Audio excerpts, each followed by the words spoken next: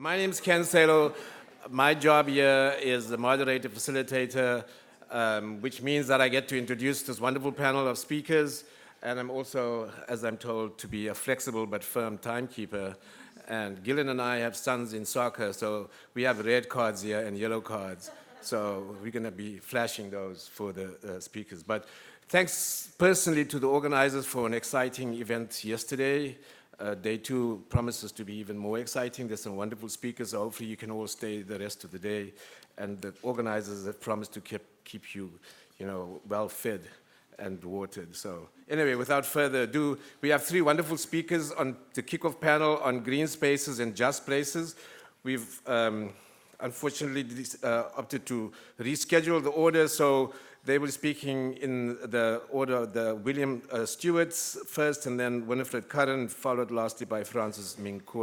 So our first speaker is William or Bill Stewart, as we fondly know him. Stewart is a professor of recreation, sport, and tourism at Illinois. He conducts research associated with park and natural resource development and teaches courses in the university-wide environment program.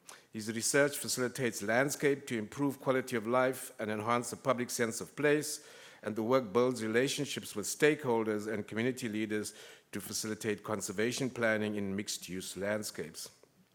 His research incorporates experts from many disciplines, including landscape architects, conservation psychologists, ag economists, ag engineers, fisheries biologists, planners, and ecologists. Stewart is co-authored and co-edited, and the title of his book is Place-Based Conservation, Perspectives from the Social Sciences in 2013.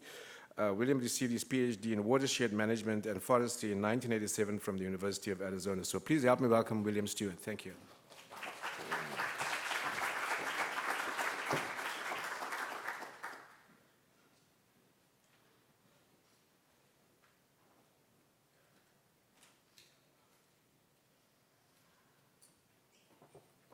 Thank you, Ken, for that introduction. I'm really honored to be here at this iSEE Congress on Sustainability Justice. I think this topic is so timely.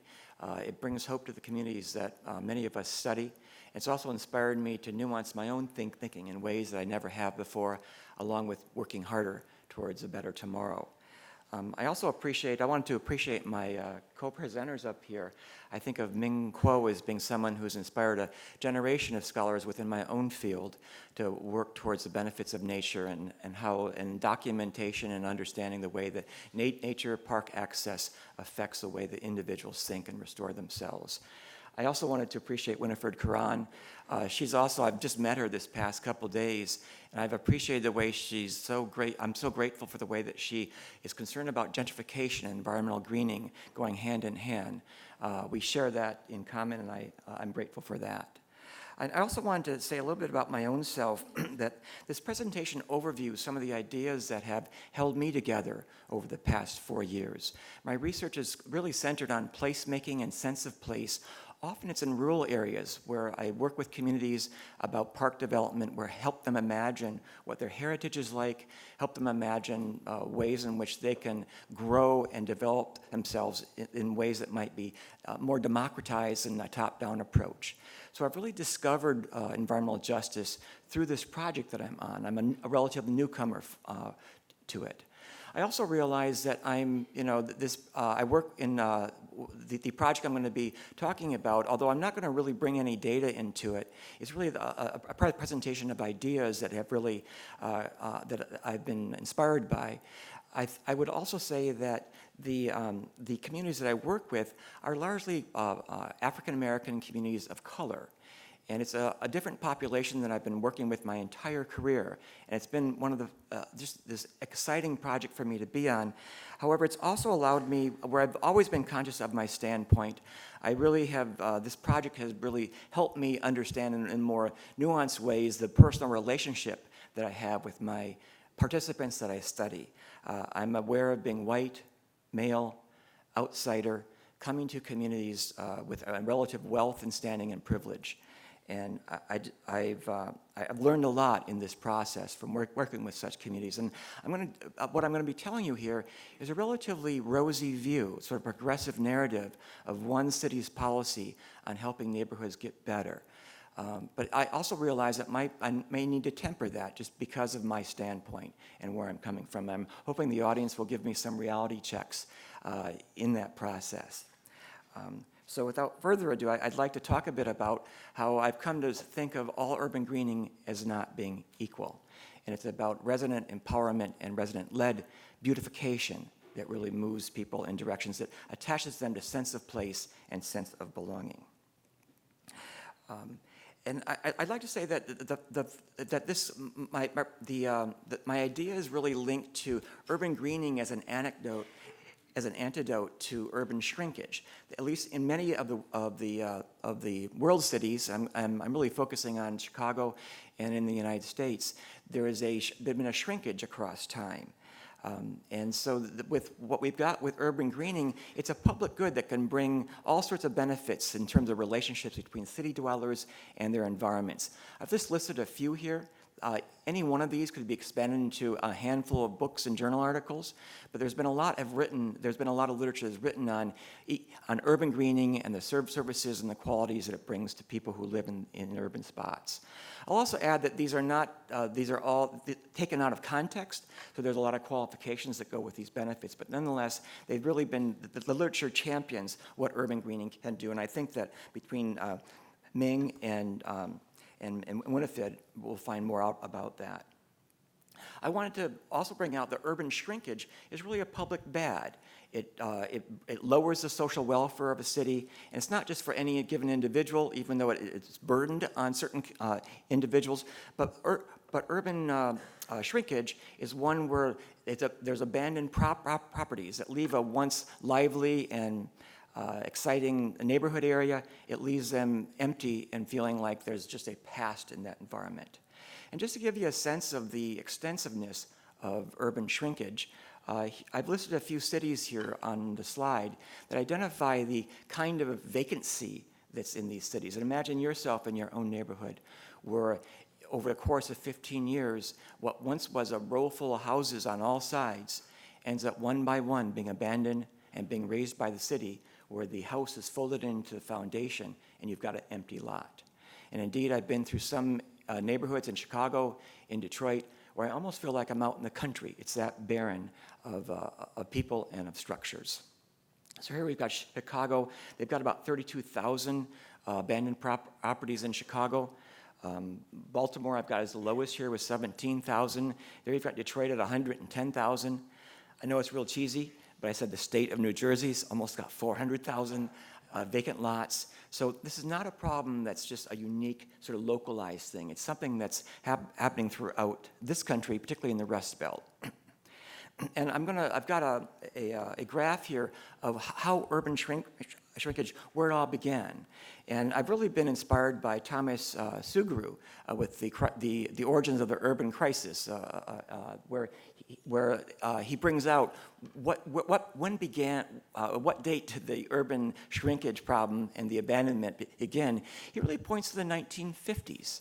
And for many historians, they thought of the 1950s as being an era of prosperity, where our cities were growing and there was a lot of jobs and a growing middle class across all segments of society. But he says that was the time when there was racial flight and disinvestment in urban areas. And so cities like Chicago began to shrink at that time. And I'm going to say they were sort of unevenly balanced. Here you can see I've got in these, for those that can't read this, I've got on the y-axis here is the number of people, and on the x-axis is the year, going from about 1940 to 2010. And these are some neighborhoods in Chicago that are affected by urban shrinkage. So clearly, if you go to Chicago, most of the public lease along the lakeshore and in many of the neighborhoods there, it's tight, it's developed, it's beautiful. But there's some disinvestment, though, in some of these neighborhoods, largely on the west and south sides, which is where these different color lines here indicate a different neighborhood on the south or west side of Chicago. And those are the neighborhoods in which I've been working. And here's an example of the kinds of people who are affected. So, a city is often unevenly developed. Okay, and we've got here in Chicago, I've given you on the right side here is the city-wide average, just for a few demographics. And on the left side there is is Inglewood, which is one of the neighborhoods I've studied. So just as a comparison here, Inglewood's about 87% African American, where the city-wide data shows about less than a third of Chicago is African American. So in Inglewood, which is one of those cities that has dropped tremendously in population, is one of those cities those neighborhoods that's mostly being affected by urban shrinkage and abandonment. And then you can see those are mimicked in college graduate. Inglewood's lower on income. They're like half what the city average is. Crimes per acre. About any indicator that would indicate that would reflect a positive growth in a trajectory, Inglewood is on the low end of that.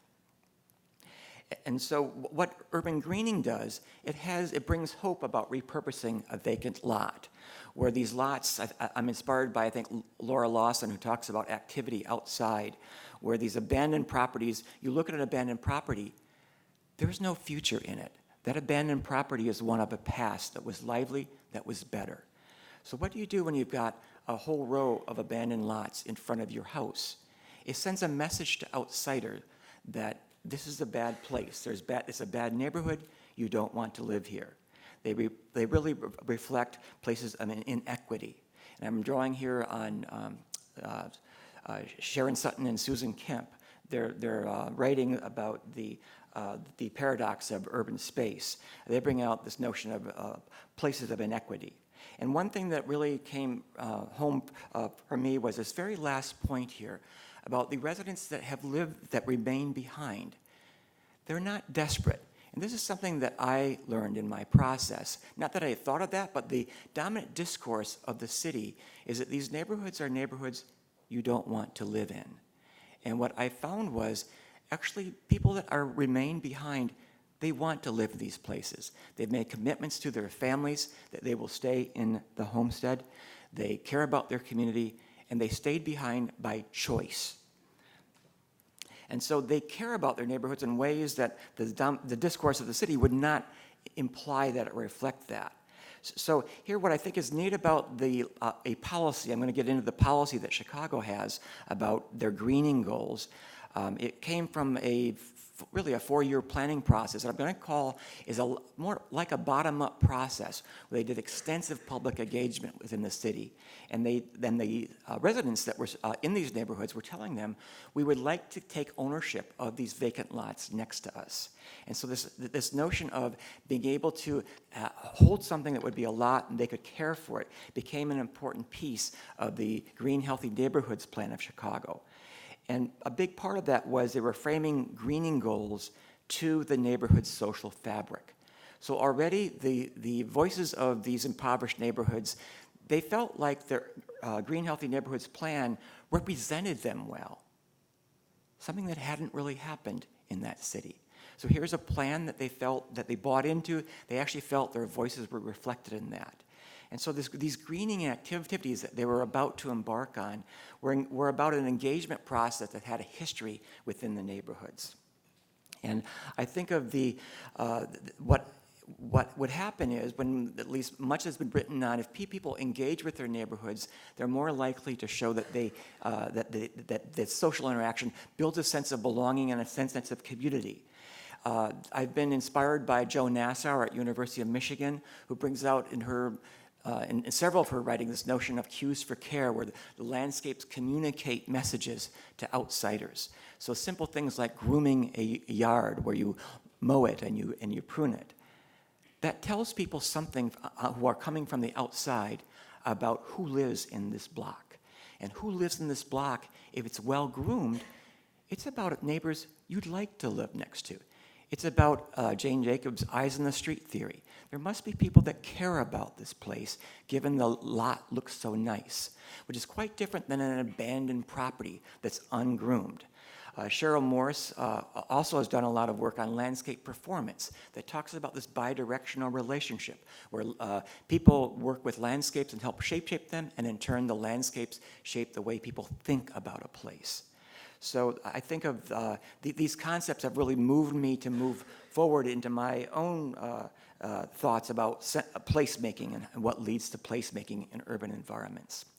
So with this resident-led urban placemaking, what I like about it is the notion of this any lot is connected to the block, is connected to a larger neighborhood. I'm going to call this multi-scalar relationship that is out there, that where what you do on your lot somehow reflects what the meaning of the block is. And what the meaning of the block is has a contagious effect that may reflect what the neighborhood is to outsiders. So in that sense, these small landscape changes, like what we have here, if you see in this slide, just simply stacking the rocks in a column, okay? These rocks used to be strewn all throughout. It was really they knocked down the house and there were leftover bricks that were just sitting on the land. There was also some old tires and refuse, I'm going to call it fly dumping, that occurred there. And what whoever purchased this lot, they actually stacked these lots in a nice column. They're calling that beautification, okay? That sends signals to others about someone cares about this lot. And in that sense, there's become, for many of these neighborhoods and blocks, a reordering of the social power. So I'm going to walk through real quickly this example from Chicago, their large lot program that they have. You can see here, here's a map here of the south side. I know you can't read it, but the dots there, blue, red, and yellow, really show the foreclosures, the abandoned properties, and the abandoned homes. You can see actually quite a bit of blue on within this map. I will say, just for orientation here, the Obama Presidential Center is scheduled to be in Jackson Park, right around in here. Here's the Midway Plaisance with Washington Park. Englewood is over on this area here, and Woodlawn is down in this area right here. And you can see the population has decreased there across time. So they've got this program that began in 2014 to sell off large lots. If you own property on the block, you could purchase a lot for $1. But you had to make sure that you had to sign something saying you would hang on to it for 5 years and that you would pay your taxes on it. Taxes were generally between $300 to $700 on these vacant lots. And these neighborhoods that myself and my colleagues and graduate students looked at were these neighborhoods here in Chicago. Whoops. You've got here the Loop area with the Central Business District. East Garfield Park is to the west, and then the south side neighborhood of Englewood and Woodlawn. And these, what I will say is that during the process of this study, we engaged through interviews and focus groups, probably around 30 to 35 individuals, and then we had surveys that went out and engaged about another 180 or so. And we've also, the counterpart of this is my colleague, Paul Gobster, a landscape architect who works with the U.S. Forest Service. Paul did an environmental assessment. So he did some visual assessment using Street View. And here's some simple things about beautification, where you've got what was a parking lot is simply now no cars on it, and there's a fence around it.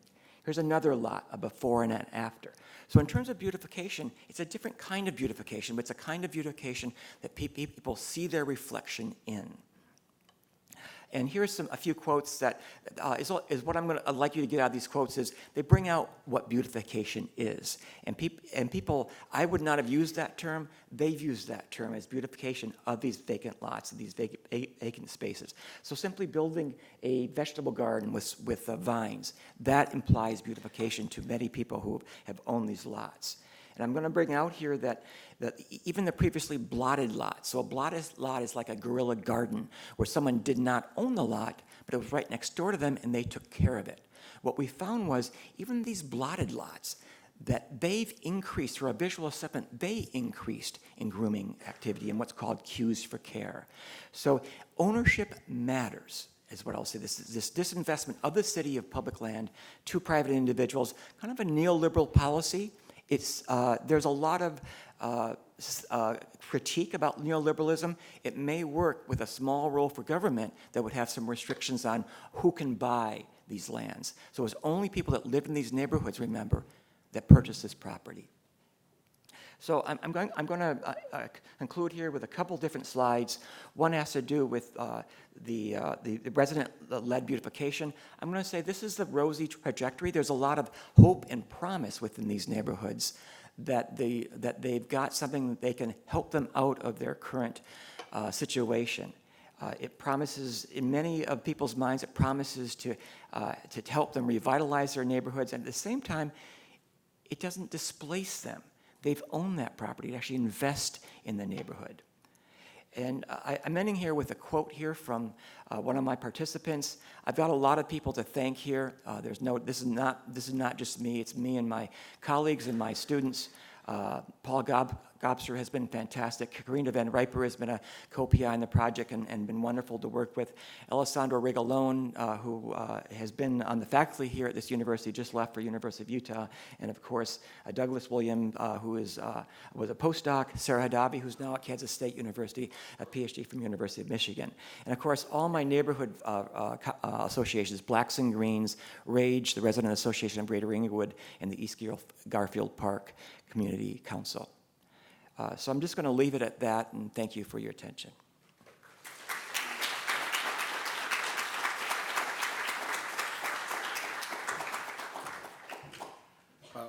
Thanks to Bill and for being an excellent speaker. He was on time. He said a wonderful precedent. We're going to invite Q&A afterwards, so keep a note. Our second speaker is Winifred Curran. She'll be talking to us about Just Green Enough, Contesting Environmental Gentrification. Curran is a professor and chair of the Department of Geography at DePaul University. Her research focuses on understanding the effects of gentrification on the urban landscape, looking at labor, policing, environmental gentrification, and the gendering of urban policy. She's the author of Gender and Gentrification, published by Routledge in 2018, co-edited with Trina Hamilton of Just Green Enough. Urban Development and Gentrification, Routledge 2018. Her work has appeared in Urban Studies, International Journal of Urban and Regional Research, Environment and Planning A, Urban Geography, and Local Environment. She was a Public Voices Fellow with the Op-Ed Project, with op-eds published in the New York Times, Daily Beast, and The Conversation. She received a PhD from Clark University. It doesn't say which year, but welcome. So help me welcome Winifred.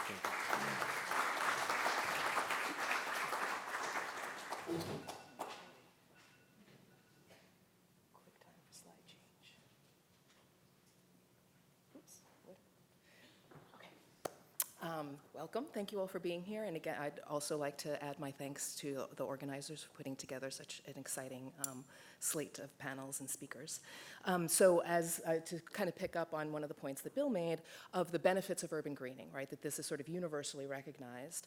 But as a result, real estate developers have also figured this out, right, that greening doesn't just benefit the health of urban residents, it benefits the bottom lines of real estate developers, right? So we have started to see the kind of birthplace of it is perhaps the High Line in New York City, but the trend of urban greening leading to gentrification and resulting in the displacement of long-term residents who then don't get to experience the benefits that come along with urban greening. So my colleague Trina Hamilton and I came up with this concept of just green enough based on work that we had done in the Greenpoint neighborhood of Brooklyn to look at ways that greening can happen, that substantive environmental improvement can happen in ways that do not then necessarily lead to luxury development that results in the displacement of the original population.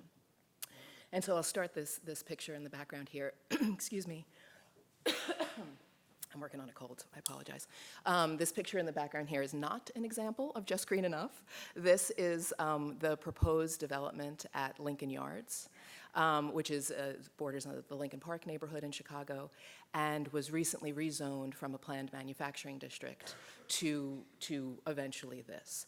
And one of the main drivers in the kind of narrative of why this should happen, why this rezoning should happen, was greening. That this would result in the cleanup of what had long been industrial land, that would improve kind of the life of the river that you can see runs right through here, that there would be the extension of the 606, which is a Rails to Trails project that I'll talk about in a minute, and that there would be a brand new city park for the benefit of the surrounding residents. And that is certainly one view of greening. The hand in hand with this is the 6,000 market rate apartments that are also going to be built as part of this project. And what's interesting about it is the construction of this idea of entire neighborhoods, again, kind of picking up on a point Bill made, of entire urban neighborhoods as wastelands, right? And so this neighborhood had been referred to as, and continues to be in the process of redevelopment, referred to as an industrial wasteland.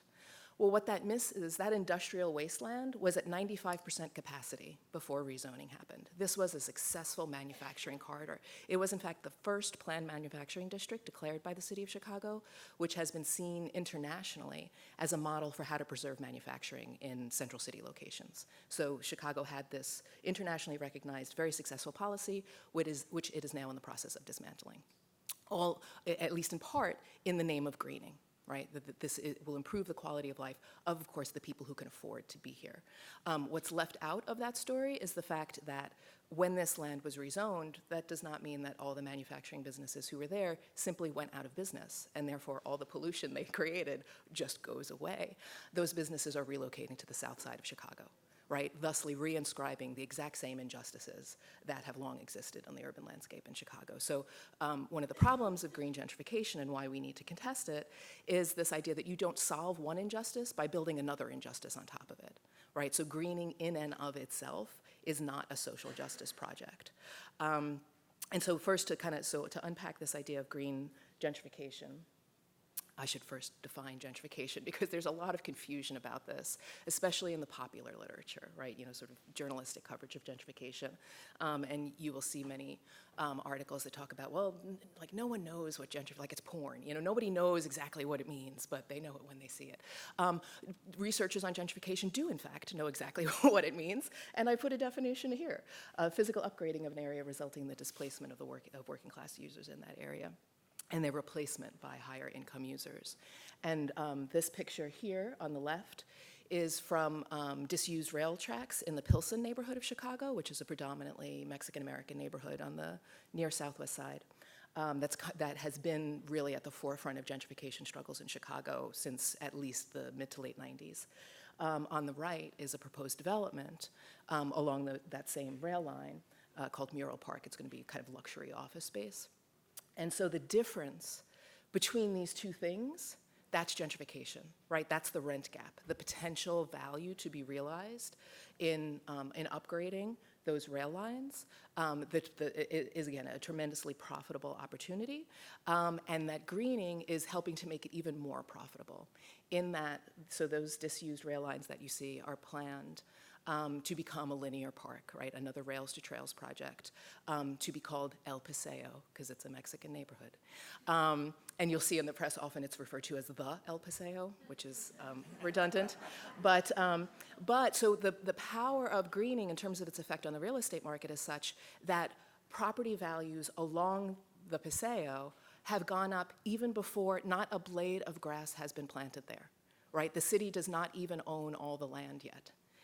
So simply the idea of a park is having a speculative effect on the real estate prices in the neighborhood, right? So that this sort of forces long-term residents in the unenviable position of deciding kind of being against parks because they know that this new green amenity is going to result in their displacement. And of course, that's exactly what we've seen in similar projects elsewhere. So this is the mothership of environmental gentrification. This is pictures from the High Line in New York City. Again, Rails to Trails project that has resulted, most estimates find a 103% increase in housing prices surrounding the High Line. And that's a Frank Gehry designed building on the back left there. So that you can take this, and I'll let you read Melissa Checker's definition of environmental gentrification at your leisure. But the idea is that the kind of language of greening and all the good things that come along with greening is being used as a tool by real estate developers to accomplish, and again, kind of the language of environmental justice, to accomplish things that are very specifically not environmentally just, right? And so we see environmental gentrification as kind of the new way in which gentrification is happening. That it's the language of the frontier is often employed in gentrification research, right? The idea that these areas of the city were or either unpopulated, abandoned wastelands, no-go zones, whatever it may be, and that, out of the kindness of their hearts, developers are rediscovering these inner city neighborhoods to make them good. And so, we've seen that with housing development, with, preservation of historic architecture, celebrating the ethnic identity of certain neighborhoods as a way to sell it, and that for certain areas of the city, especially formerly industrial neighborhoods, the way to sell it now, like the hook to get people to go to these neighborhoods that previously had been considered for some to be no-go zones, is to green those areas, right? Is to kind of feed into the language of deindustrialization, and that we are rescuing, these industrial wastelands from those who made them industrial wastelands, and those, of course, who suffered through all the negative environmental consequences that come along with those wastelands. So that the High Line, and that even the creators of the High Line in retrospect have said, oops, we made a mistake, that we really didn't think of social justice at all when we built this thing. We thought a green thing is a universal good, that it will be public and therefore it will be universally accessible, and problem solved, you're all good. And of course, what they found is that, in fact, while maybe technically it is universally accessible, functionally it's not, right? That, first of all, that you have people who have been displaced from the neighborhood because of not just rising housing values, but the rising values of everything else, right? When that even if you can afford to stay, as again, a hunk of the population has been able to, because one of the larger public housing developments in New York City abuts the High Line in Chelsea, is that so even if you can stay in your home, everything else becomes more expensive. The supermarkets become more expensive. The restaurants are now no longer something you really have access to, and that you feel out of place in your own neighborhood. And so levels of stress and anxiety and discontent with the neighborhood are very much felt by those people who were there before the High Line. And it's very clear that the High Line was not built for them, right? They are not the people using the High Line by and large. It has become one of the larger tourist destinations in New York, and is now in many ways kind of inaccessible for New Yorkers, because we do not like to be near where the tourists want to be. But it's really thronged on, a nice day on a summer weekend, it would be virtually impassable, right? That's how much of an amenity it has become, an attraction, but again, then not something that works into the everyday lives of the people who have lived there. An example, the corollary in Chicago is what we now call the 606. It originally was referred to as the Bloomingdale Trail. Again, this is another Rails to Trails project that cuts through gentrified and gentrifying neighborhoods in Chicago. So for those of you who are familiar with Chicago, Wicker Park, Bucktown, Logan Square, Humboldt Park. And what we found, so DePaul has an Institute for Housing Studies that did a study on the effects of the 606 and found that housing prices had gone up approximately 40% within half a mile of the trail. So again, this kind of, that this green improvement is a way to kind of goose the real estate market. And so this is an early headline from before the trail was even finished. That home value spike after the Bloomingdale Trail opens. And when asked to comment on this, then Mayor Emanuel of Chicago said, the trail is doing exactly what it's supposed to do, right? So this idea of that the effect of urban greening is to displace longstanding working class populations, that is not an accident. That has basically become city policy, right? And so what's interesting in terms of the mechanisms of how this gets done with the 606, and the city is actually trying to model this in other similar projects like the Paseo, which I pointed out earlier, is that they give over the land to a private entity, in this case the Trust for Public Land, to develop the site.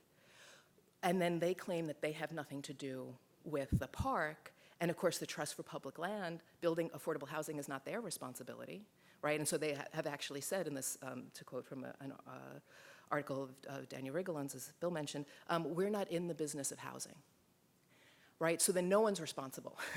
The city isn't responsible because they're not in charge of building and managing the park, and the builder and manager of the park is not responsible because they're not city government, right? And so there's sort of no place to go with your protest of these kinds of developments.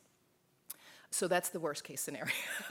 We then found, Trina and I then found in Greenpoint in Brooklyn, an option that we decided to call Just Green Enough. Just Green Enough, I really want to emphasize, does not mean that working class neighborhoods should not get as nice stuff as upper income neighborhoods. That's not what we mean at all. The idea was, how can we get the most impactful environmental improvements without it then looking like a 606, a High Line, a Lincoln Yards kind of development, right? How do we get all of the benefit without making it then become a target for speculative real estate investment? And so one example of a way to do this, or a project that we count as being Just Green Enough, is the picture I have here, which is of the Newtown Creek Nature Trail, which runs along the Newtown Creek, which is one of the most polluted waterways in the United States. It suffered really multiple oil spills, the largest anywhere between like 30 and 50 million gallons. ExxonMobil was located on the creek, as were multiple other oil refiners, animal rendering, rope manufacturing. This really was the heaviest of heavy industrial corridors back in the day, and still is. It still is an industrial zone. And so the Newtown Creek Nature Trail is actually the result of a consent decree between the state and the wastewater treatment plant that it runs along, to provide this sort of public space. And so what's interesting about the trail, and you can kind of tell from this picture, is that it's not actually that green. Right, so this is not necessarily a destination simply for its greenness, in terms of, you're not necessarily going to picnic along the creek, unless as a science experiment you want to show people like, oh look, the oil sheen on the water that we now have access to. But that's been one of the most important things about the trail, is that people have access to the water, not just because water is great and healing and blah, blah, blah, but to see what has been done to our urban waterways as a result, not just of an industrial history, which some present as past, but that is still going, right? That again, this is right next to the wastewater treatment plant, right? Those uses, as much as we talk about we want to green the city, like, we still have sewage, right? Someone needs to do something about that. Someone will always be living relatively close to that disamenity, right? And so what do we do about it? And how do we make it visible, and how do we make people care about the effect that what we do is having on the environment? And so that's been one of the things that people like most about the trail, is that it lets them see what's going on. Before, kind of the industrial area was just like a blank wall. No one could get in there to kind of see what was happening, see what was going on with the water, as evidenced by the oil spill that I mentioned at the start. The spill actually happened in 1950. It was not discovered until 1987. There was a lawsuit about it in 2010.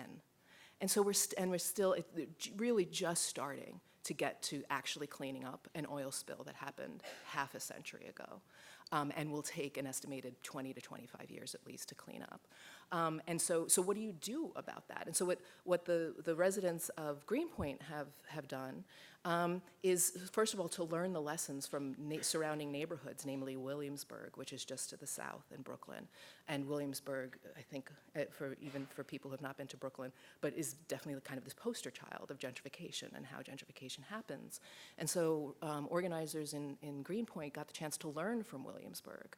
And first, so one of the things they've done first and foremost is to fight tooth and nail any attempt to rezone the industrial corridor, right? To seeing very clearly the rezoning from industrial to mixed use, which functionally then becomes residential, will lead to an increase in real estate values. And so they have so far been able to maintain the industrial corridor.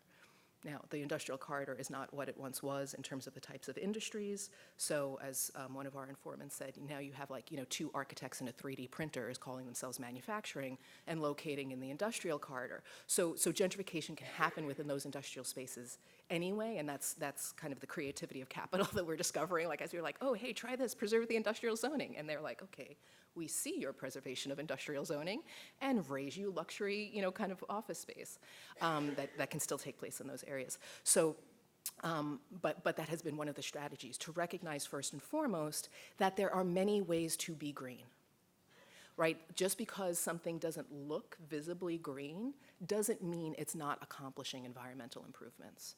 And so some of the other things that Newtown Creek Alliance, which is one of the primary organizers around here, have done, they're building habitat to restore oyster populations, and then oyster populations will themselves then help clean the water. They've built a living dock. They have engaged in just kind of cleaning up lots where abandoned cars used to be. They've done stakeouts overnight to see who's dumping stuff into Newtown Creek, right? So this very kind of hands-on activism that is about accomplishing very clear environmental improvements, right? So not allowing people to dump garbage into the creek, actively engaging in ecological restoration, but not in ways, again, the living dock is, about the size of that table. Luxury condos are not going to be attracted to that, right? So, what are the ways that we can intervene, accomplish real substantive things, but not in a way that requires, a cafe and a kayak launch and luxury condos? That's what the Just Green Enough concept is trying to get at. And I will leave it there. Thank you very much.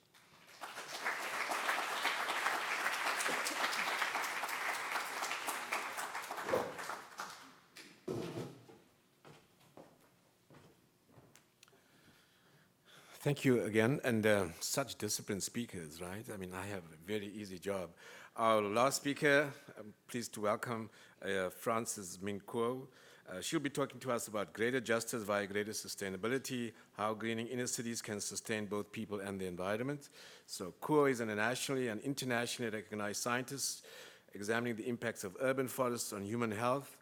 Her work has appeared in CNN, NPR's Fresh Air, The Today Show, Good Morning America, as well as The Washington Post, The Boston Globe, New York Times, LA Times, and other magazines and newspapers.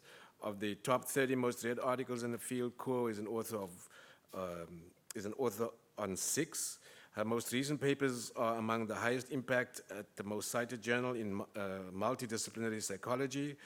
Her research focuses on how green space supports human health in both individuals and communities. The work has convincingly linked healthy urban ecosystems to stronger and safer neighborhoods, lower crime, reduced ADHD, reduced aggression, and an array of mental health indicators. Her current work examines the effects of contact with nature on physical health, especially immune functions and academic achievement. In 2018, she was awarded the Heinz Award for Environment for these and other discoveries. She's an associate professor in the Department of Natural Resources and Environmental Sciences, and she leads the Landscape and Human Health Laboratory on our campus. And she has degrees in psychology and biomedical science from the University of Michigan and UC Berkeley. Let's help me welcome Ming. Thank you.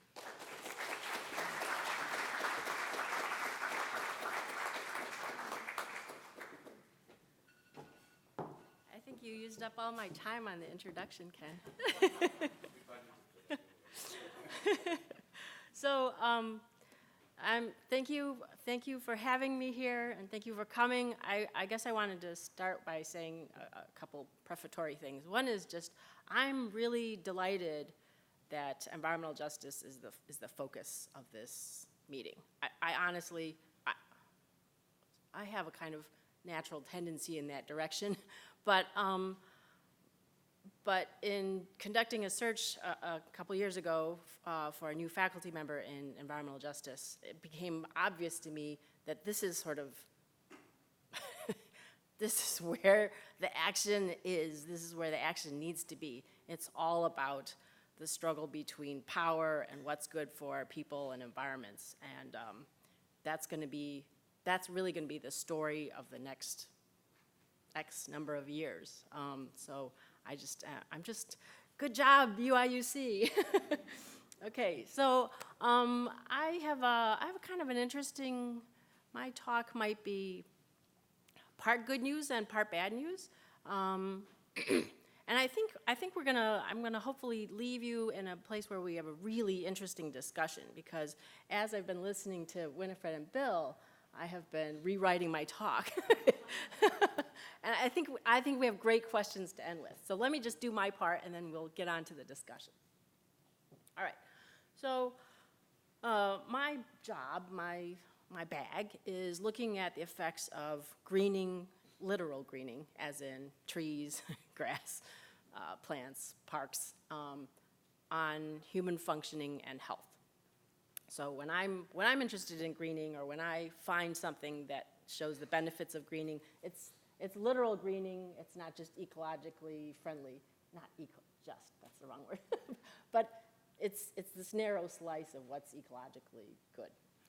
All right, and so what I want to do is talk a little bit about why is that important, or why, let me just have you look at these pictures first. So, all over the world, and it's really cool if you go on the web, you can find paired pictures like this. All over the world, no, right. Okay, can I get both? Yes.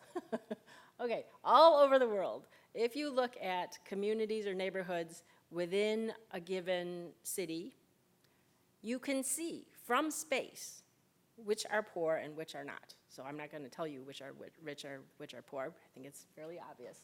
This is Rio de Janeiro, Rosina, and Zona Azul.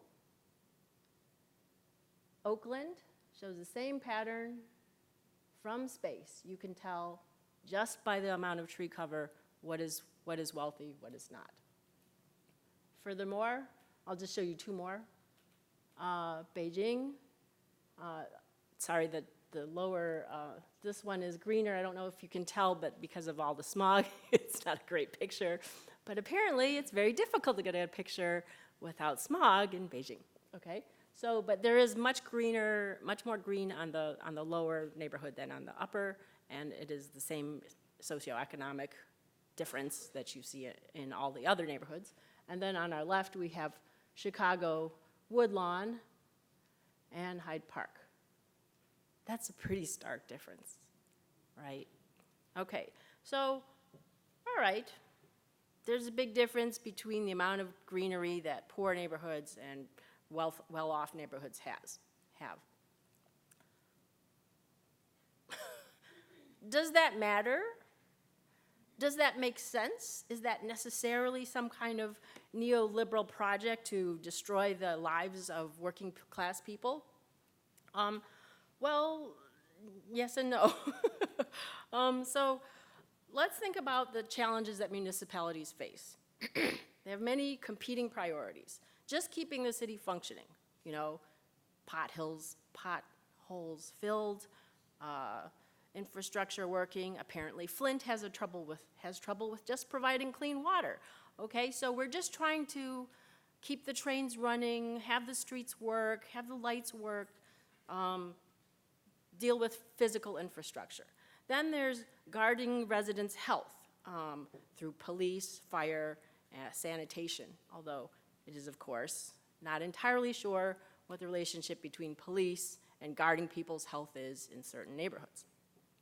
Nonetheless, the general sense is, well, we would rather have more police protection, better police protection, rather than less, right? So that's a fairly pressing way to spend money, way for cities to spend money, right? And then you have, well, there's incredible levels of poverty and disease and academic underachievement in various neighborhoods. Those are important problems.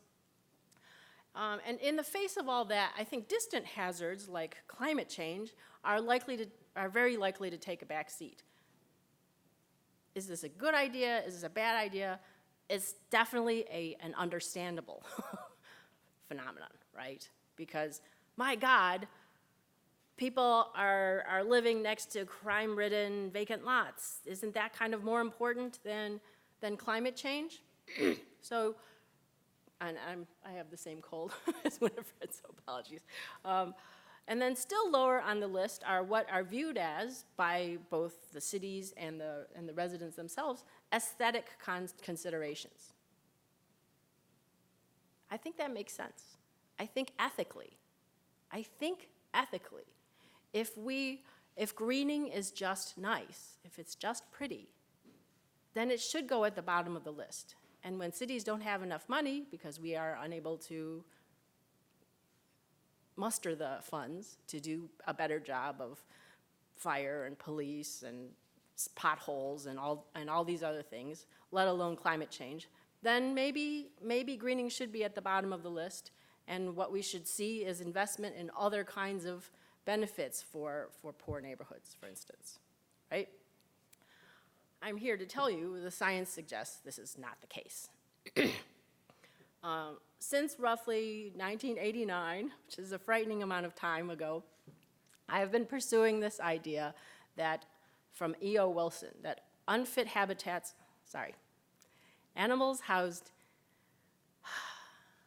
organisms housed in unfit habitats undergo psychological, social, and physical breakdown.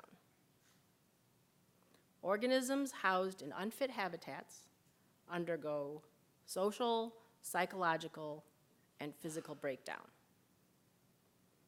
What's that got to do with anything I just said? Well, it turns out that there are many reasons to believe that for humans, contact with natural elements, natural views, natural places is actually a key component of a healthy human habitat. And if that is the case, then when we make the decisions to create the world like this, we are going to have systematic impacts on psychological, social, and physical breakdown in the neighborhoods where we choose not to provide greenery. All right, so I only have 15 minutes, so I'm only going to just sort of allude to the evidence rather than really give you any kind of, I mean, there's 40 years of work here, so I can't do it. But let me just show you, so is that 10 left, or I'm, okay, perfect. Whee. All right, so let's just take one case study, or one specific place. So this is Pittsburgh. I chose this because Pittsburgh is, if anything, one of the higher in tree cover cities in the US. If you look at where the white areas are next to the river, that's where tree cover isn't. Okay, so the idea is where tree cover isn't is probably where environmental ills, social ills will be. All right, so keep an eye on those areas, and I'm going to switch to this. The red areas, the darker the red, the greater the levels of crime. It's pretty nicely mapped, right? If you do this for just about any city in the US, and I haven't checked globally, but my impression is it holds, the greener the place is, the fewer crimes, the fewer murders, the fewer pregnancies in teenagers, the fewer drug abuse-related mortalities, the fewer levels of the kinds of disease associated with poverty. Basically, everything you think of that's bad in a city, it concentrates in the areas where there is no green. Okay, you're smarter than that. You're not going to be snowed by that. Oh my, it must be the trees, right? Couldn't it have something to do with the amounts of wealth in these areas and what we can buy with that wealth? Well, that's what the last 40 years have been about, is assessing whether that's the case. So these things go together: poverty, crime, disease, academic underachievement, and the lack of trees. Is there a causal relationship anywhere in here? And if maybe it's poverty leads to lack of trees. That's kind of the most obvious explanation. So let's take a tiny look at poverty, violence, and crime. So I'm going to just tell you a tiny bit about one study which has been replicated now dozens of times in Chicago. So Chicago Public Housing provided a really wonderful opportunity from a research scientist standpoint, in that they have an enormous population and they have individuals, households randomly assigned to apartment buildings which are identical, built at a large scale. In other words, there's many of the identical apartment building, and then they they put people who are applying for Chicago public housing into those places as apartments open. And there's a 1 to 2 year waiting list, so people generally just take whatever is given to them, right? And so what we have is buildings on the left, which are really kind of green-free, and then buildings on the right, fewer of those that have some actual greenery around them. And notice this is not, as my postdoc said, this is not Sherwood Forest. It's not, even the green is not so beautiful as to compel mass hordes of developers to come in, right? All right, what do we find when we look at poverty, violence, and crime in these places? This is a representative slide. The number of property crimes in a building decreases precipitously as a function of the number of trees or the greenness of the canopy around the building. And what's important here is that this is controlling for socioeconomic status. These folks are all qualifying for public housing, okay? So socioeconomic status is the same across all these different buildings. And in fact, when we control for everything that we can normally control for when we're looking at crime, the relationship persists, and it's this big. This is the relationship after controlling for income differences, household size, this is per capita crimes, crowding, noise, et cetera. So that's just an illustrative graph, and what I want you to know, because I can't show it to you, is there have now been dozens of studies that have replicated this basic finding across the US and now a few other places. Perhaps most exciting and relevant to Bill's work is the most recent work in 2019 by Charles Brannis at Philadelphia. They've done a cleaning and greening vacant lot program. So you saw that Bill showed you there's a huge problem with vacant lots in urban areas. It turns out that a minimal investment, just taking syringes and trash and cigarette butts and you know what, whatever, out of these areas, cleaning, putting down a panel of grass, and then a few trees, which we could do even more cheaply if we involved residents in doing it. Just that intervention, randomly assigned to different vacant lots in the city, has reduced the sort of surrounding levels of gun violence by 13%. That is a good investment, right? That is a really good investment. All right, so that's all of it for poverty and crime. Let's look at disease. This is a very shorthand way to kind of illustrate what, I don't know, it's probably now 400 or so studies, and you can't read it. So let me just tell you what's in the boxes. On the left, we have time in and around nature.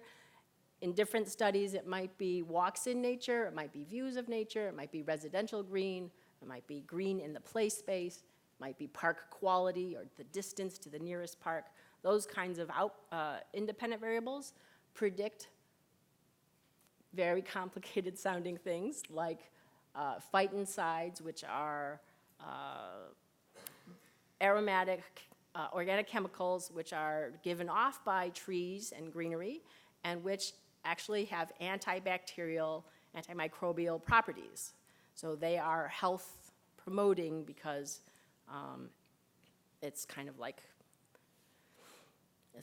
a little spritz of antibiotics in your well, not antibiotics in the same way. I'm gonna abandon this sentence. Okay. I don't have time for this. Okay, so each of these active ingredients has been shown in experimental work where we take somebody into a lab and we spritz, I spritz Bill and I don't spritz Winifred, or I randomly assign Winifred might get spritzed, but Bill doesn't, with Mycobacterium vaccae, or I have them play with soil or not, And then I measure various physiological outcomes. So each of these things has been known to affect things that are important for health. Phytoncides, negative air ions. There's a little really crappy literature of negative air ions. Please trust me that I'm not referring to that. There's also good stuff. Okay, Mycobacteria vaccae, environmental biodiversity, has been correlated with many good things for human health, partly because of the, what's it called? The old friends hypothesis. Basically, the more you are exposed to certain kinds of microbial environments, the more that changes your microbial profile on your skin and in your gut, and that boosts your immune functioning. Natural sights and sounds, I can put you in an MRI or a machine of some kind in a lab and show you video images of nature, and I will see your blood rate go down, your blood pressure, your heart rate go down, your blood pressure, your entire neural activity profile changes from just slightly flight or fight, which is because you're in the MRI machine, to one where you're really relaxed and which is immune boosting. All right, I don't have time for the rest of this. My point is, we really have a lot of evidence that suggests that physical breakdown is natural if you don't have access to nature. All right, I don't have time for that. Academic underachievement. The short version of this is in almost with roughly 1.7 million test scores over 10 years. I'm able to tell you that schools that received, the 100 schools that received greening over a 10-year period show a substantial, significant, and consistent rise in academic test scores. There it is, okay. So, what are the ramifications of this situation? If what happens is people are poorer, people are succeeding less well in school, people are more diseased, and and there's more crime, and this is concentrated in people in neighborhoods where people are least able to afford these kinds of things, then it's really, the burden of this falls on cities, right? It's our general hospital that takes in people who are gunshot wound cases or have nowhere to go, they don't have insurance, and they have emergent problems. So I guess I want to close with kind of a question, or no, two things. One is, so I'm arguing that the science of the last 40 years tells us that greenness is actually a necessary component of a healthy human habitat, that when we deprive people of greenness for whatever reasons, we see physical, psychological, and social breakdown. And so greening, I think, may be the next great public health initiative. So then here's the question for you. How do we green in an environmentally and socially just way so that the benefits accrue to the people who actually live there, so that displacement doesn't occur, so you can no longer, so that people can still afford to live in their own neighborhoods? And I want particularly to avoid the old problem or the old story of urban renewal, where we was like, oh, we're gonna improve things. We're gonna raise all these slums, and guess what? You're gonna be put into housing which is, more, has fewer rats, it has better heating. Those sound like really good goals, right? Just like greening the city, when we know this, those sound like really good goals. But the problem is this: change is inherently dangerous for the disempowered and the financially disadvantaged groups. It's inherently dangerous for people who don't have money and power, because when change happens, people who do have money and power go in, and they have the influence and they have the money to tweak it so that it benefits them. All right, that's it. Thank you.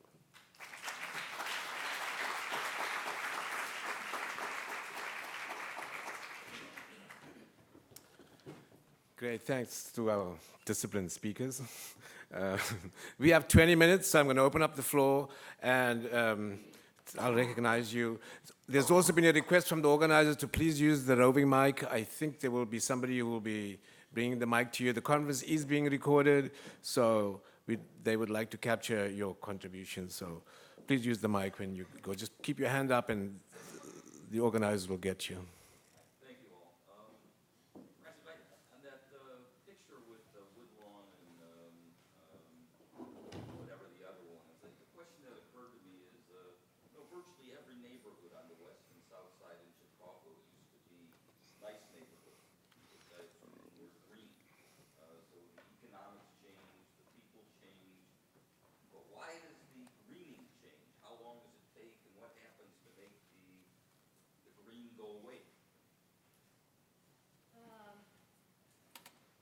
I think a lot of that has to do with, there's a lag as you lose private landowners who can invest in greening, then they don't invest. And then as the city decides there are more important priorities for a poor neighborhood than greening, then maintenance doesn't occur. And the fact is that in a city, in an urban context, greening takes a certain amount of continual effort. So if we don't put money into maintenance, cities are hard on trees and vegetation. So if we don't try to maintain, then it goes away. Thanks. There was a hand at the back, and then I'll come back to you. I just wanted to see if you could address the role of affordable housing programs or requirements in the context of greening. For example, Winifred, you seem to say that Lincoln Yards, completely, there's no room for the disadvantaged populations. And my understanding is that the city, through politics, did impose requirements about thousands of or hundreds of affordable housing units. And same thing along the 606 Trail, where there are some community-based groups like Lucha that are focused on affordable housing. Now, I'm sure there is some displacement and some hardships, but it doesn't seem to be that all low-income groups get displaced from these larger greening projects. Yeah, when it comes to, so Chicago has an affordable rental ordinance, so that in any new development over 10 units, 10% of those units are supposed to be affordable. So the problem in around the 606, for example, is that very few new developments are 10 units or more. Typically, what we're seeing is almost the reverse, that what had originally been 2 or 3 flat buildings are being deconverted into single-family, into these, massive, very luxurious single-family homes. So that's one of the primary ways in which affordable housing is being lost, or the demolition of existing affordable buildings and the construction of new buildings, but again, not so large as to require the ARO to kick in. So that's a big, and one of the things that is being actively considered in relationship to the 606 is to impose pretty steep demolition fees as a way to, A, just discourage demolition, but B, then those fees would be used to try to fund affordable housing. So there's that. Something like the Lincoln Yards project is different. So there will be 600, so again, 10%, 600 of those units are supposed to be affordable. Originally, there was actually no commitment that those 600 units, and indeed no requirement, that those 600 units be on site. So again, so often the ARO can actually increase the certainly income segregation, which is in Chicago very often racial segregation, because the requirement is not necessarily that those affordable units are on site. Sterling Bay is the developer. There's been a lot of brouhaha, to put it mildly, around Lincoln Yards. So one of their so-called concessions was to make the affordable housing on site. The kind of issue with that, first of all, there's a lot of discussion around the ARO as to how affordable the affordable housing is. So how do we count the area median income? In Chicago, it's calibrated to Chicago land. not just the city of Chicago, so it's higher.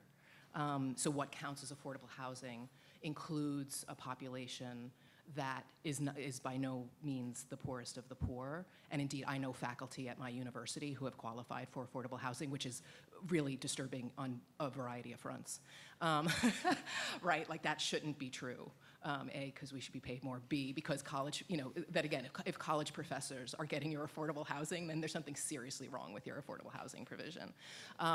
So I think that's the thing, and again, a lot of this is just too little, too late, right? A lot of the attempt at policy intervention happens after the fact, rather than being a core thing. Like, we know this is gonna happen, especially after the High Line and the 606, we can't claim, oh, we had no idea this would cause gentrification and displacement, right? We know it's gonna happen, so if you're not planning for it, then you're guaranteeing even more, you're doubling down on, yeah, we're totally cool with the displacement of low-income people. And that does, it fundamentally changes neighborhoods. So again, it's not, yeah, there's some, but we have an affordable housing crisis in Chicago, and in fact, in the country at large. This isn't just an urban issue either. It's just not enough to deal with the need. I want to just hop in on the question of providing affordable housing elsewhere. So this is actually a classic problem in urban planning circles, because urban planners tend to be of a class and a demographic in which you're not necessarily very tied to your place or to your neighbors. They go to different places for school. They're no longer anywhere within hailing distance of their families. So to them, a nicer apartment that costs the same amount in a different place is just as good or better than allowing people to stay where they were. But that's because they don't understand that there are roots to place and roots to people which are disrupted when you move people. In fact, there's some great work on the effects of urban renewal on low-income populations, and Andrew Greenlee here, a little shout out, he does some really great work on how that's happening now in Chicago. We got another question in front there. Thanks to all the panelists. This was really interesting. My question is and it's less of a question than an observation, is for Bill. So in some of your pictures, I was just noticing the fencing, and I was wondering if you could speak to that, because I don't know what I was expecting, but I didn't expect lots like that to be fenced off. And so are there also lots where it has been made more of a community space, or is it, right, people are buying the lots and then kind of creating exclusive zones for certain houses? Yeah, thank you, Mackenzie. That's an excellent question. If it were to happen in my neighborhood in Champaign, my next door neighbor might buy it, or I might buy it and just build something that would add on to my own private largesse. And most of the development in the large lot areas, they really are creating community spaces. They both, through various different ways that we've engaged large lot owners, they've talked about creating spaces for kids to play, for social gatherings, yoga clubs, meeting spots for their neighbors. I will say that there's 3 restrictions that the large lot program and policies have on people that buy a lot. One is that they need to hang on to it for 5 years. Another is they need to low it, that they need to trim it, mow the lawn and trim the bushes for just walking along a sidewalk. The third one is that they need to build a fence around it if it's not adjacent to their home. So that was actually a policy. And people were obeying the policy. They were actually paying their taxes. So they were just following the policies. And they're actually doing that in ways that allow for community gardens to be brought up.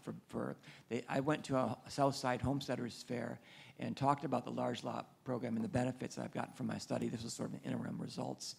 And there were people on the docket there talking about raising bees, raising chickens, doing all sorts of things that they could do for urban agriculture, which is something that I discovered. Most of these neighborhoods are food deserts, so there's a lot that were looking for ways to grow their own foods and then can them.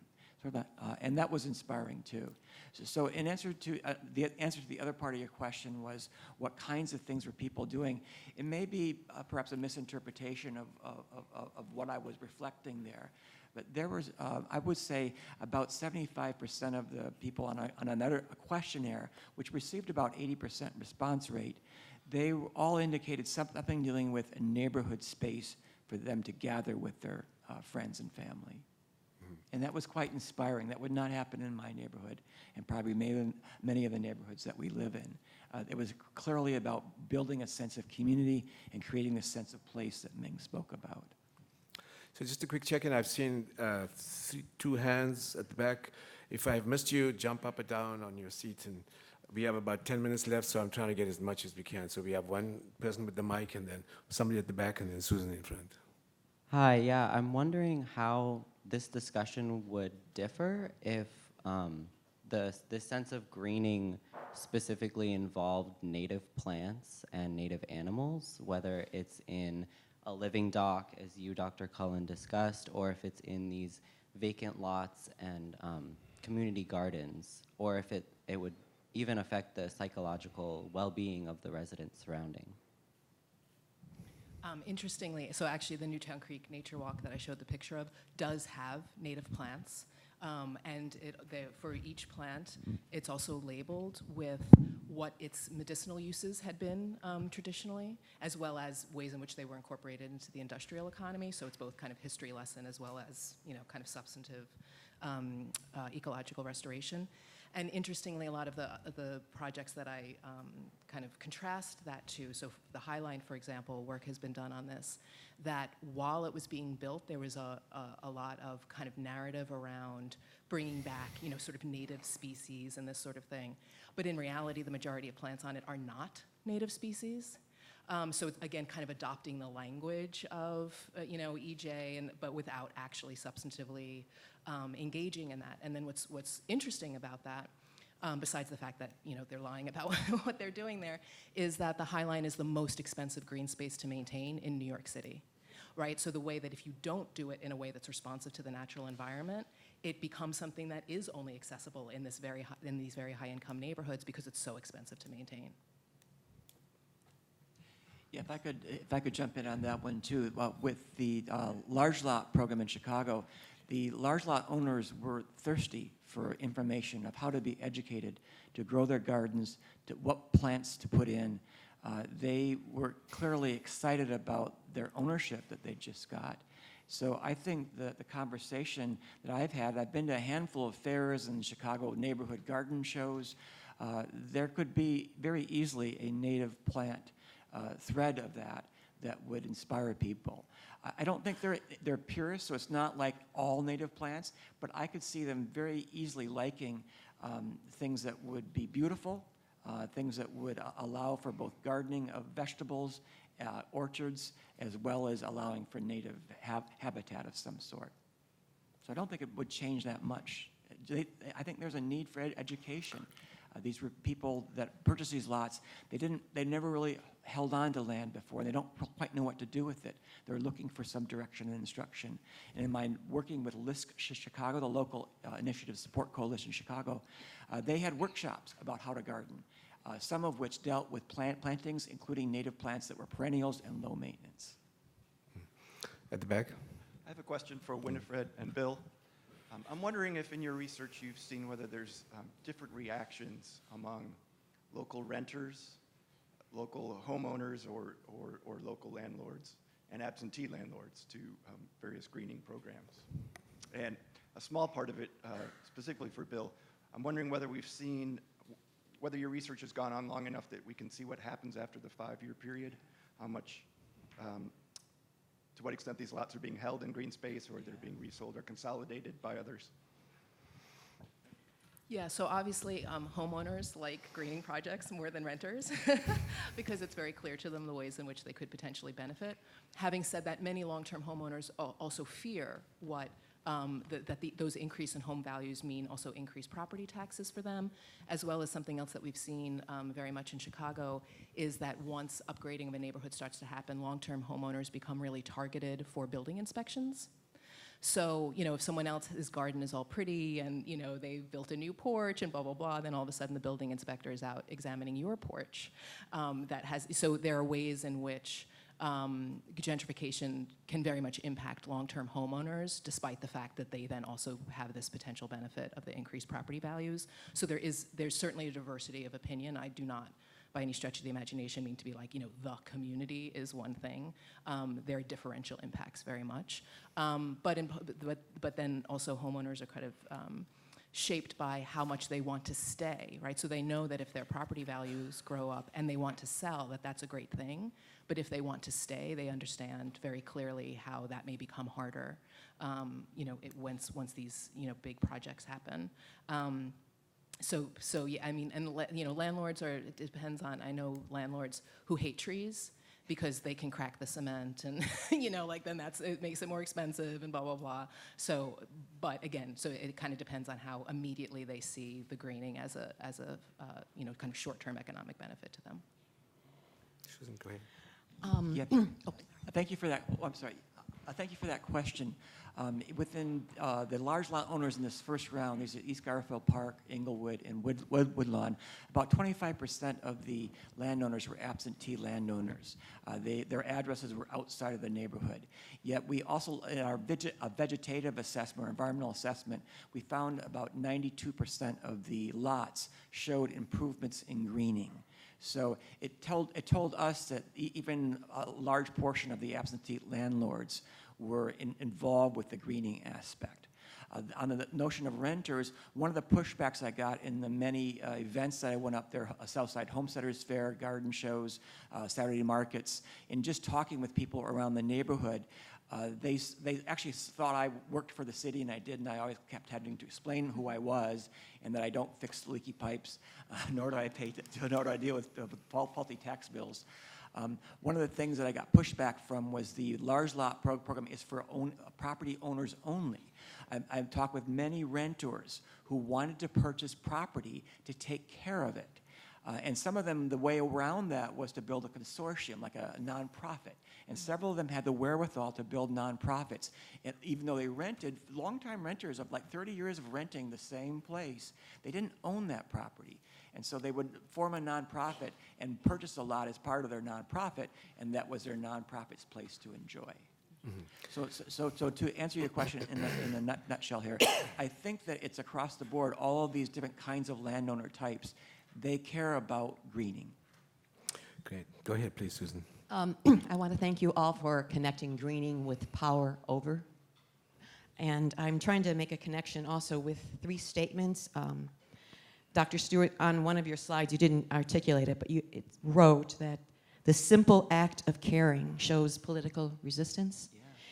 What you are talking about, Winifred, with just enough greening, and Ming, what you said at the end, which I found very upsetting, was that change is inherently dangerous to people without money and power. I'm just wondering where the idea of people can care. You don't need power over to care. And so, but how do you connect caring with political resistance? That may be too big a question or too small. Mm-hmm. Great. It is a big question. Yeah, I think so. One of the things that in the Greenpoint neighborhood that I talked about, that it was a coalition of renters and homeowners who really were at the forefront, and that care was very central to their concern, in part because one of the renters who was really at the forefront. This was a health issue as much as a property or any other. She had lupus. Her parents had both died of the same and very rare form of brain cancer, as had the family cat and dog. And so when she brought this to the state's Department of Health, who has refused to do a study of the Newtown Creek, of the health effects of the oil spills and other contaminants, they said that her parents had died of the same disease because they were related. And she was like, okay, even if I'm willing to entertain the notion that my parents were related to each other, and had been, how could they possibly be related to the cat and the dog, right? And so the way in which that, the extreme lack of care, certainly, that has been exhibited by the powers that be when it comes to the health effects of, the reason that we have to green is because we did something really bad to the landscape in the first place, right? And so, yeah, the inherent lack of care and that part of the response then is to care, is to is to say, no, it's not okay for multiple generations of a family to suffer very distinct and dangerous health impacts because of what we've done to the landscape, and to make that kind of, to make that caring part of our resistance, right? To say, this is not just about, it's not just about this sector of the economy or these profits. It's about not killing people. Like, shouldn't that be at the core of our urban policy, is to, like, not kill the residents of the city? Yeah. Just a reminder that I know our time is up, so we're begging your indulgence. There's 2 more speakers who had their hands up. I'm sure we can take it with 2 or 3 minutes over time, but also to the panelists to, if you have any responses, to, bear in mind. So we had a hand up at the back, and Well, Gillian, if I did could you have- comment on this act of caring here, because it's Yes, an go ahead. excellent question. I was inspired by Danielle Purifoy last night, where afterwards we were talking about how do you still get out of that nihilism of there's no hope. And what she had said to me was that even acts of caring, that the struggle is an act of beauty. And so I think that empowerment, it doesn't necessarily have to have an effect, even though we want it to. Just the struggle itself is an act of progress, and it gives hope to people. So this is where the political resistance would come in, and I think it can be inspiring, and it could mobilize a whole group of people in neighborhood. Okay. Did you want to respond? I just wanted to jump in also. I guess I would say one of the neat things about urban greening, especially resident-led or resident-guided greening, is it has the property that Carl White talks about, small wins, where if you can make a visible change in a place that's maybe had a tough time of it, that really builds hope, and it empowers. Because if you can see that things can get better, people are willing to take time away from their extremely loaded to-do lists and work for change. Thanks. This relates to the reference to the resident-led greening. There's been a lot of talk about the dangers of a top-down approach, even in well-meaning situations. And the benefits of the resident-led and resident-engaged greening. What's a well-meaning local government or nonprofit? Like, how does that affect what they're able to do, or shape or limit what they're able to do, or the timing on what they're able to do it, given the importance of the community engagement to realize all the benefits? Yeah, thank you for that question. That's a really good one about what are the limits to that resident-led greening. And with the large lot program, it took a whole group of nonprofits. Each neighborhood, each lot, each block, they started to form their neighborhood associations. They started to share garden hoses. These are simple things: garden hoses, shovels, rakes, lawnmowers. It took they organized at the block level. Many blocks, there was a block club that was quite fashionable for each block in the 1940s and 50s. Many of those were resurrected because of the large lot program, where it was an act of sharing. And then the List Chicago, as well as neighborhood associations, had listservs and all sorts of other ways in which residents could get in touch with each other to learn about how to build raised gardens, because they didn't know what the soil, if it was contaminated. And they also shared resources that could help their neighbors do something to beautify their lot. I'm not sure if that responds to your question, but I guess I would say is there's a real need for more information and resources for large lot owners to move forward with their engagement. As it is now, though, for the most part, there was a real hope there. Whether or not it's durable, to answer the gentleman's question there, I don't know how sustainable this is, but right now the hope is really high with those large lots. Mm-hmm. I know we had a hand up, but I'm told our time is up, so maybe during the coffee break, I just wanted to, maybe abuse my privilege and share a thought. Back when I was in the trenches, a activist in a panel like this stood up and said, and hinting, humorously pointed towards the multiple nature or meaning of the signifier, asked the question, which turned out to be a provocation as well. So what's green and makes the world go round? And he held up a dollar bill, right?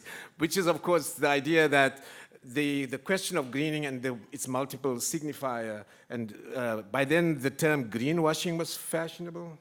All right, so the question, of course, is, what is the depth of your greenness, right? And that points to. So thank you very much for the panel, for a wonderful provocation.